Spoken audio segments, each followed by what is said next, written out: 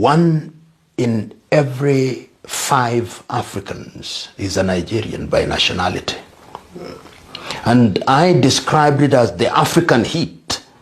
And SARS has gone underground, is in comatose, and the government thinks that it has solved the problem. No. That was a statement by young Nigerians that we are dissatisfied, that there are certain things that we want done. I hope that the administration in Nigeria will, in a very programmatic manner, begin to address those issues. And when I say the day Nigeria wakes up, if you have 250 million people, some of the most educated men and women in the world are Nigerians. There are more Nigerian doctors in the United States of America and the United Kingdom than there are in Nigeria. There are Nigerian engineers, there are Nigerian teachers, there are Nigerian business people. I mean, Nigeria is the engine. The Nigerian population is larger than the population of all ECOWAS countries combined. That tells you that if you make Nigeria great, it will be a magnet. And that is why I think deliberate effort must be made to make Nigeria stable, and Nigeria must also be renegotiated so that these tensions, I want the central administration to listen to what Nnamdi Kanu is saying. I want them to listen to what the Oduduwas is saying. I want them to listen to what the men are saying. Because when you have a conflict in your house with your children, what do?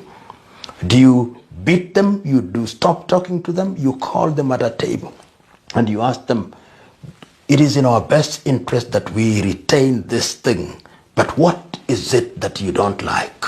And if you do that in humility, then you will listen to the people and restructure your country in a manner that makes it sustainable. It is doable. I remember those of you who are spiritually inclined, on the day that God was creating man, there was a conversation. He asked, and let us create man in our own image. There was a conversation in the heavens. Why can't we have a conversation here on earth? I believe in self-determination. Self-determination via the route of a referendum. There are people who may canvass for Nigeria to continue the way it is presently constituted. There are people who may even want to suggest restructuring. But we must bear one thing in mind. The same people that rejected restructuring in 1967 and 1968 are the same protagonists who are today still rejecting restructuring, by which I mean the British government and the Fulani Janjaweed Caliphate. They do not want it, they cannot grant it, because they think it will be detrimental to their survival or to their hegemonic tendencies within Nigeria. Therefore, I will recommend, or I will suggest personally, that people are entitled to hold whatever view they feel they are comfortable with. But for us, it is self-determination via referendum. And I do hope and pray that, who knows, one day our children may vote to have Oduduwas and the Biafra nation, one as a southern, whatever they may call it, I'm sure it's not going to be Nigeria, and to decide to run their lives the way they see fit. Restructuring cannot work because Nigeria has very faulty and shaky foundations. It cannot work because there are competing and divergent value systems. It cannot work unless we are deceiving ourselves. The borders are open in the north. They closed semi-border, but the borders in the north are open for all manner of, very desperate and evil people to troop into the country, to rape, to massacre, to pillage. No one is talking about it. You're talking about disparity in terms of our concept, our understanding of how a society is supposed to function. I'm absolutely flabbergasted that some people that I have regard for in terms of the intellect can come on this platform and be debating how to keep Nigeria warm with all the inbuilt anomalies in place. You can't go to beg Fulani for restructuring. They won't give it to you. You have to price it away from them. That's what Ganadam is talking about. You need to take it away from them. They're not going to sit down and say, oh, come and take it. Atiku went for restructuring and they said no.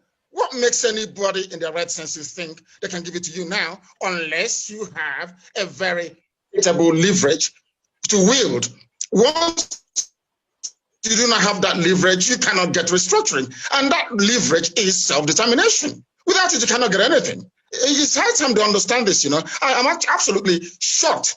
Look at what's happening in Obibo. You want me to be in a country where a madman like Wike can get up in the morning and decide to slaughter people. And the slaughter is going, even right now, this very minute, people are being killed in Obibo.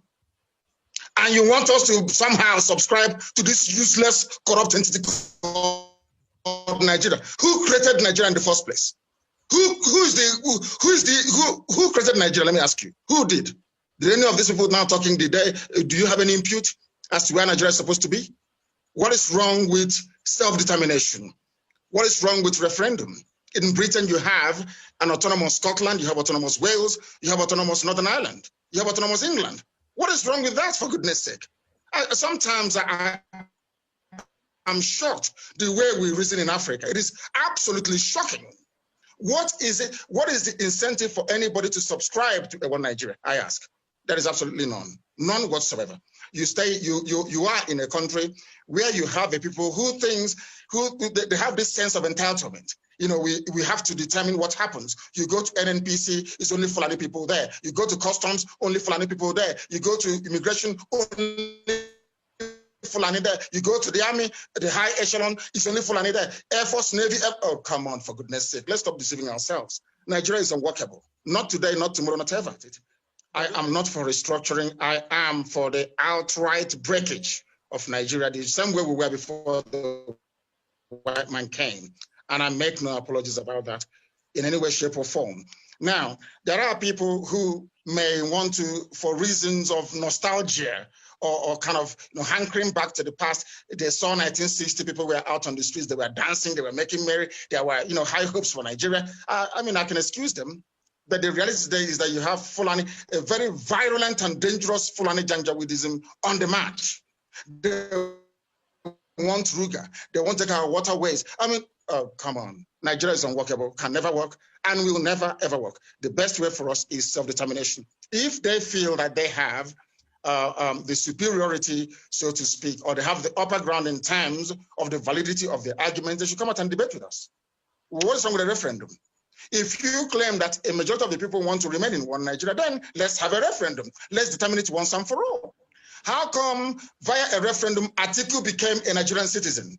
Why should I not be allowed to exercise the same right that Atiku actually exercised before being allowed into Nigeria? What is wrong with that?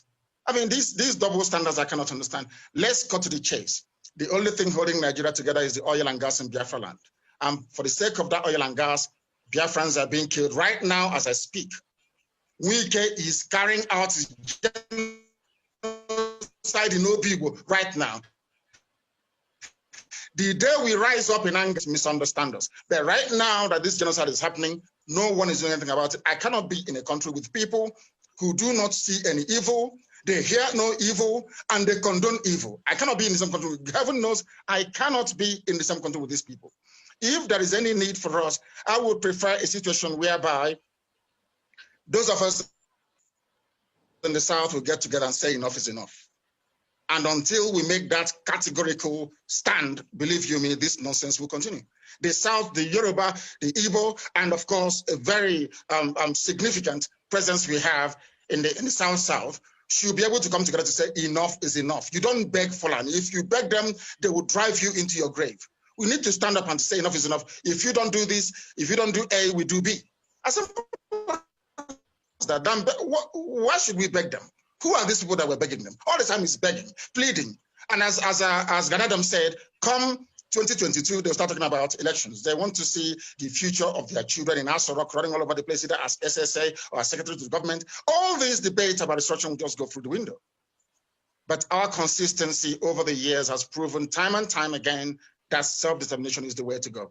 And there is one thing that will make it absolutely critical that we sustain this very drive. And there is the unity and camaraderie between the East and the West, between the Igbos and the Yorubas. And when we say the Igbo, that means encompassing everybody who's in the East and of course, our Yoruba brethren in the West. Once we are together, believe you me, Fulani will panic and they will give us what we want.